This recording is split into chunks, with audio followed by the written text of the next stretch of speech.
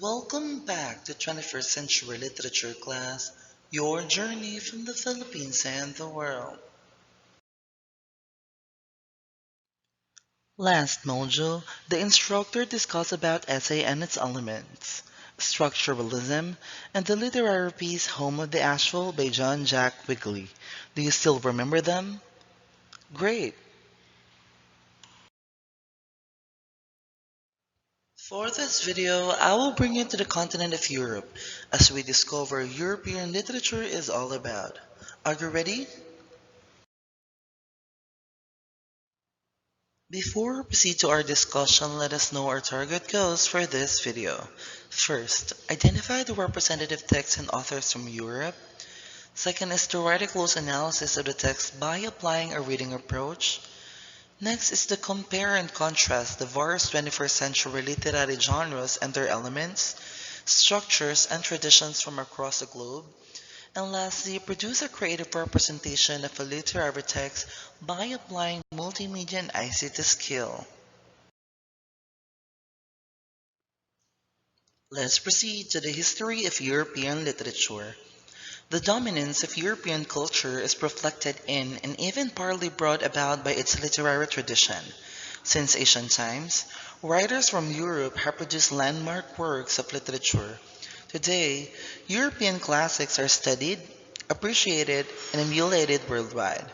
In our exploration of this staggering literary tradition, let us look at the emergence of European literature across different time and periods. The beginnings of European literature go all the way back to circa 750 BC. During this time, two important works were conceived.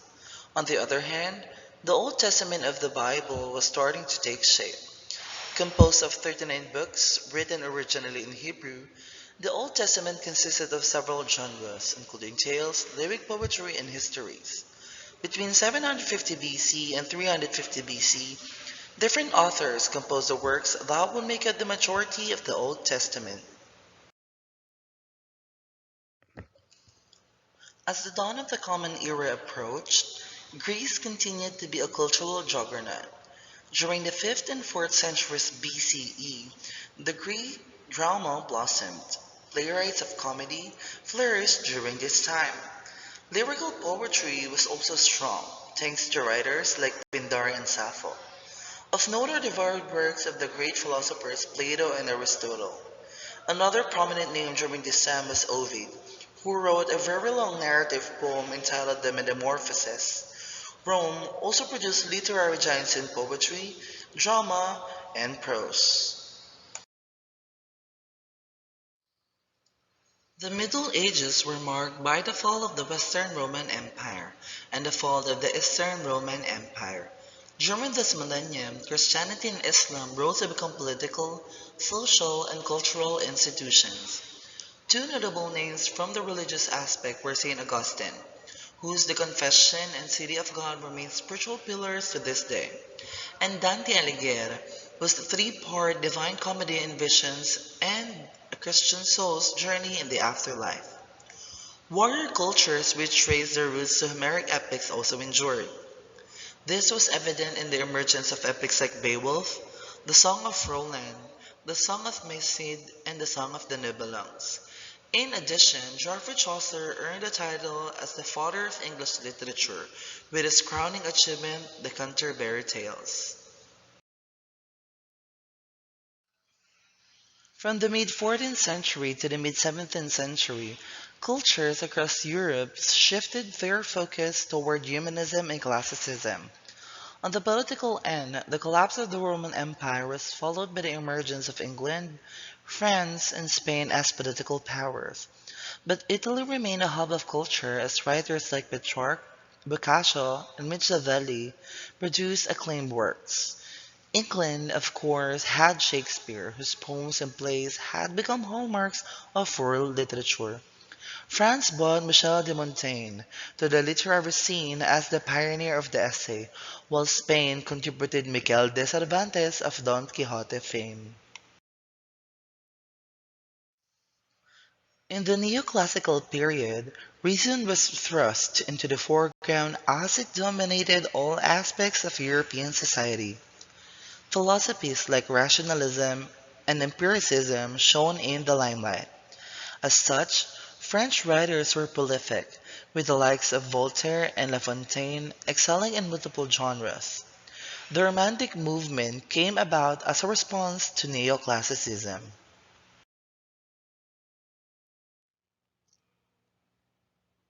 Realism and naturalism rose to prominence in the 19th century.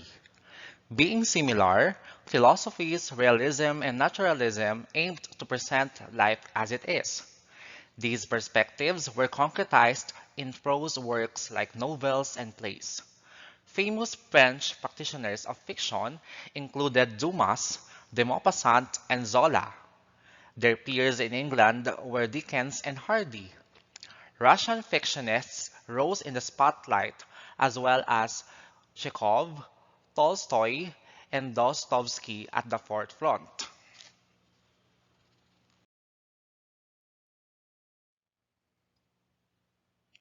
In drama, Ibsen of Norway and Shaw of Ireland made a name for themselves. Poetry was still in good hands with the likes of England's Tennyson and Browning. Modernism is an umbrella term that referred to early 20th century literary movements like symbolism, expressionism, and futurism.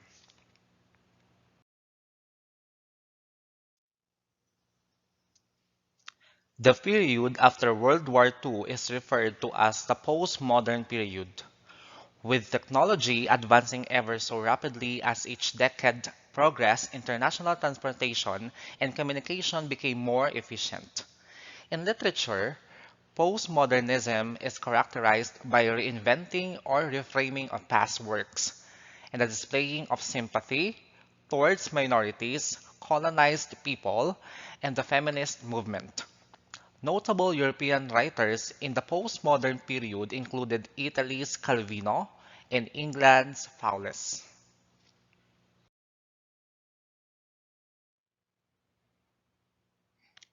Let's have the characteristics of European literature.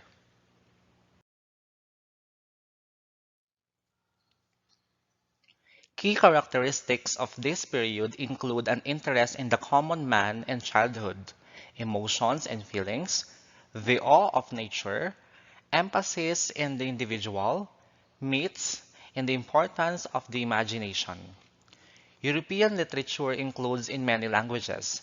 Among the most important of the modern written works are those in English, Spanish, French, Dutch, Polish, German, Italian, modern Greek, Czech, and Russian, and works by Scandinavians and Irish.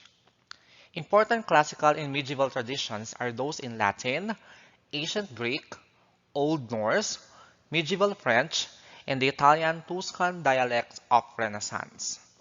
In colloquial speech, European literature often is used as synonym for Western literature, which is a part of world literature.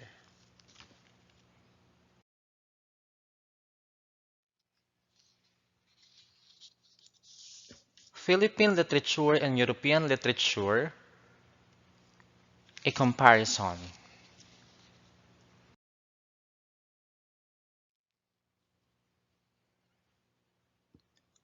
Philippine literature, oral transmission was the primary means of communicating and preserving Philippine literature during pre-colonial times. Colonizers brought their own influences to our culture. Our literary trove had already amassed an abundance of folk sayings, stories, and songs. Other forms of literary genre in pre-colonial times are riddle, which went by many names such as bugtong in Tagalog, paktoton in Ilonggo, buborsya in Ilocano. Riddles relied on talinhaga or metaphor, that is guessing game of objects represented by other objects.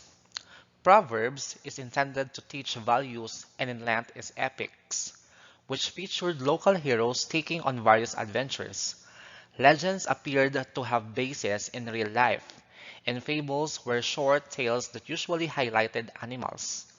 Love songs were hugely popular during those times, which used as courtship songs, serenades, and lyrics for unrequited love.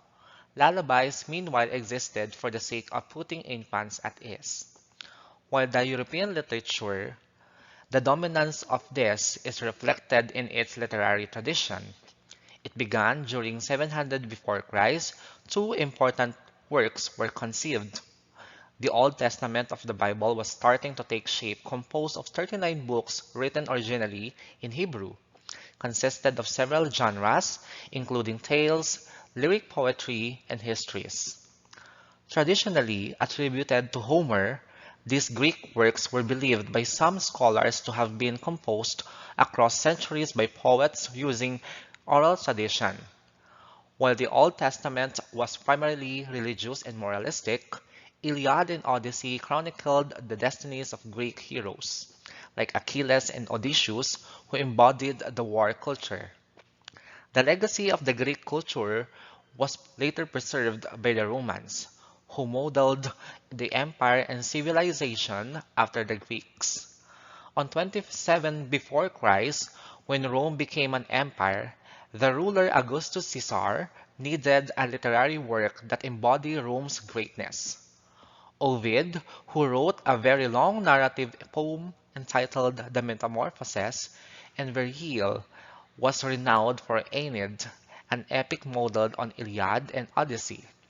They also produced literary giants in poetry, drama, and prose, such as Horace, Seneca and Plautus, and Cicero and Apuleius.